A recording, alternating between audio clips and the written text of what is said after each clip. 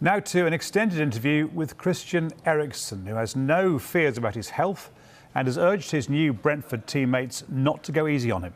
Eriksen, who's joined Brentford on a 6-month deal, has been fitted with an implantable cardioverter defibrillator after his cardiac arrest at Euro 2020. Eriksen, who says he's nearing a return to first-team action, revealed he was keen on a move to Brentford even before they declared their interest. Eriksen also addressed rumours that Tottenham are interested in signing him once his Brentford contract expires. I don't want to go over the incident again because obviously you've talked about it already and talked about it in detail, but I wanted to ask you how much you think it's actually changed you as a person, has it changed your outlook on life, on football? No, I think on life first and most. I think it's been just another proof that the family is even more important now than what it was before. It was important before, but you do look at it differently, look at your kids differently.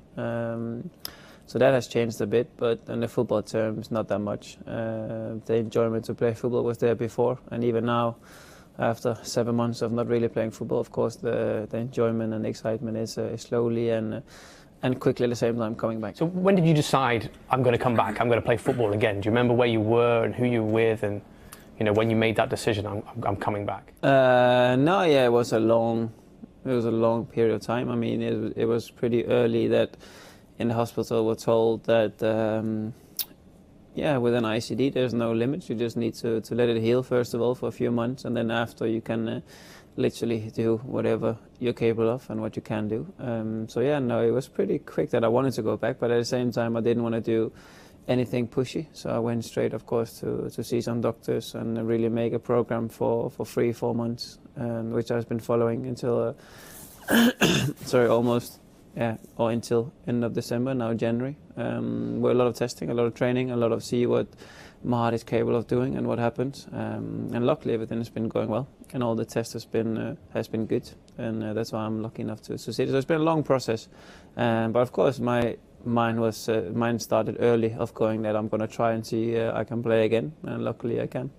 And did you talk to the family about it? I mean, what did they make of it? What did your wife and your family say when you said I'm going to go back? I mean, were they worried about you? What was their reaction? No, of course they've been very supportive. I think they've been through a hard time from when it happened. I'm luckily that I'm still here, foremost, and they've been in the process all the way. They've seen how much work is put into, how many tests I've done, how much I trust the doctors in what they have done, and then it's only to trust them as a family trusts me, and then trust the doctors. People in the world know that if you do get something from a heart problem, and they give you an ICD, that doesn't stop your world from living. You can still do the things that the doctors advise you to do.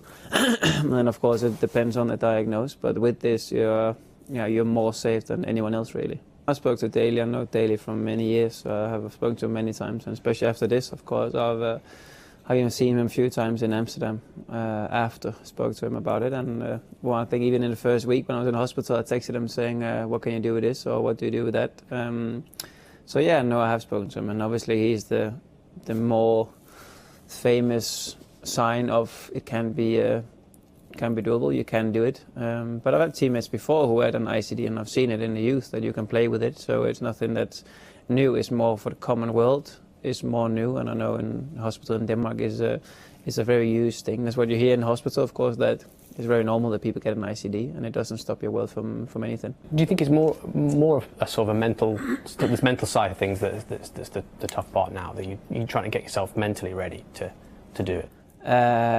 No, because I think mentally I'm ready. I mean, for me, of course, when it happened, I didn't feel it in the way that people saw it from the outside, and I haven't felt anything from it since. I'm aware that I have an ICD, but I don't feel that in my daily life anymore at all, so it's just there. Talk us a little bit about sort of those few weeks when you were deciding, where you were going to play, and what made you choose Brentford in the end. Yeah, no, I think, like you said, it started with the first phone call in December from Thomas saying hi and saying how far I am. And of course, at the time, I was not really in the public eye of how far I am and how far I am from training with a team and stuff like that. And also some interest from other clubs. And I think that the mix with Brentford, even before they called, that was in my mind, because it would be, of course, from the outside one of the easiest clubs to get into as a Danish guy who knows the coach. And the contract is not as long, of course, so you can settle in pretty quick. For the family is perfect. On the outside, we were in North London for a long time, so we know the areas. So it's easy for family and for football to pick Brentford. And how have they helped you settle in, your teammates? You know, I can imagine you would be a little bit concerned they might treat you differently on the training pitch, obviously, given what's happened. Has that been the case, or have they been getting stuck into tackles? And no, I told them on the first day there's no reason to go easy on me. Otherwise, I wouldn't play football if that was the case. Every day it gets easier and easier to join in with the level of intensity and running wise and technical wise. It's getting easier for every day. But no, it won't be far off. But at the moment, we really just go day by day and see what happens. And finally, I want to ask you about comments by Antonio Conte recently. Obviously, you had a great relationship with him at Inter, and he said that the door would always be open for you at Spurs. How did that feel, listening to that? You know, and you know, he said that you bumped into each other the other day. How was that, talking to him and hearing those comments from him about Spurs in the future? No, it was nice. I mean, I'm happy to have open doors for me. Obviously, I was there for a long time, and to bump into Conte was a surprise. Definitely a big surprise, walking out the taxi and going into the hotel, and then the first guy you see is Mr. Conte. So it was nice to speak to him. I haven't seen him, of course, since we won the league in Italy before. So it was nice. But again, let's see what the future holds. I mean, I'm at Brentford now, and that's where my focus is.